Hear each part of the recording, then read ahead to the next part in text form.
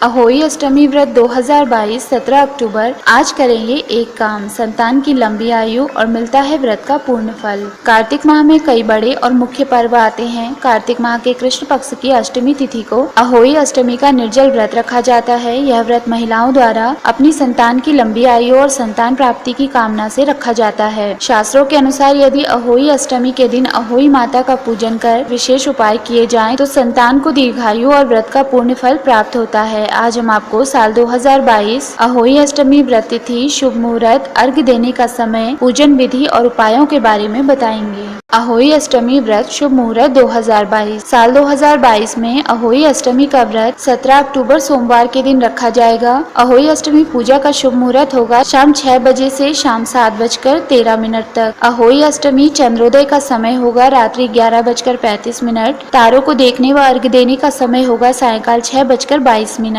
अष्टमी तिथि शुरू होगी 17 अक्टूबर प्रातःकाल 9:29 पर। अष्टमी तिथि समाप्त होगी 18 अक्टूबर प्रातःकाल 11:57 पर। अहोई अष्टमी पूजा विधि। अहोई अष्टमी व्रत के दिन व्रती महिला को सूर्योदय से पूर्व उठकर स्नान के बाद निर्जल व्रत का संकल्प लेना चाहिए। इस दिन सायंकाल तारे दिखाई देने के समय पर पूजा करने का विधान है। पूजा के लिए घर की साफ दीवार पर अहोई माता, सेह और उनके 7 पुत्रों का चित्र बनाएं और पूजा स्थल पर जल से भरा कलश रखें। अहोई माता को रोली, चावल, कुमकुम व अन्य पूजन सामग्री अर्पित करें और मीठे पुए का भोग लगाएं। अब हाथों में गेहूं के दाने लेकर व्रत कथा पढ़ें या सुनें और आरती करें। सायंकाल तारों को देखकर उन्हें अर्घ्य दें और व्रत की विधि पूरी करें। अहोई अष्टमी व्रत उपाय। महिलाएं इस व्रत को अपनी संतान के सुखी जीवन के लिए करती हैं। इस दिन पार्वती माता की पूजा का विशेष महत्व होता है, इसीलिए व्रत के दिन माता पार्वती का विधिवत पूजन करना चाहिए। धार्मिक मान्यता है कि अहोई अष्टमी का व्रत तभी पूरा माना जाता है जब पूजा के बाद अहोई माता की आरती की जाती है। इस दिन माँ की आरती करने से व्रत के पूर्ण फल की प्राप्ति होती है। अहोई माता पूजन के समय माँ को सफेद फूल व सिंदूर अर्पित करें, इससे लाभ मिलता है। धार्मिक मान्यता अनुसार इस दिन महिलाएं घी में हल्दी मिलाकर दीपक जलाती हैं, तो उन्हें संतान की लंबी आयु का वरदान मिलता है। देवी पार्वती को पूजा के समय रोली, केसर, फूल, माँ को श्रृंगार चढ़ाकर भोग में चावल की खीर चढ़ाना शुभ होता है। अहोई अष्टमी के दिन सुबह के समय पारद के शिवलिंग का दूध से अभिषेक कर भगवान शिव और माता पार्वती की पूजा करें। इस काम को अहोई अष्टमी से लेकर भाई दूज तक करने पर लाभ होता है।